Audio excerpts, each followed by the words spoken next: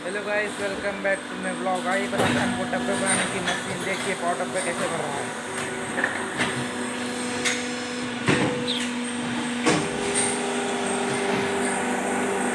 ये पौवा डब्बा है, पाव डब्बे की मशीन है। देखिए कैसे ऑटोमेटिक चल रहा है। ये टाइमर लगा हीटर, ये सारे हीटर, ये टाइमर, इसमें दाना है और उधर 2-3 मशीन और चल रहे हैं, वो दिखाते हैं। देखते हैं जब तक हमको गाइस। ये इस मशीन में ढक्कन बन रहा है, 7 ग्राम ढक्कन।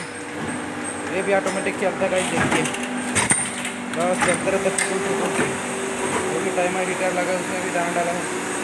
ये है हमारा 60 ग्राम मशीन। मतलब छोटे छोटे डब्बा बना रहा है इसको, देख लो गाइस।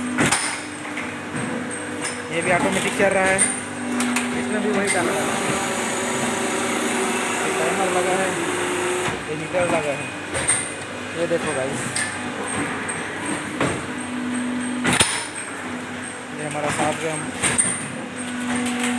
ये मैं हूँ और दिल ना कुछ भाई नहीं।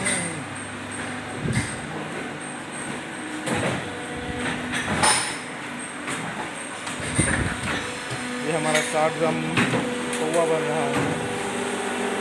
ठीक, मिलते किसी नेक्स्ट वीडियो में। तब तक के लिए bye. Like comment share subscribe.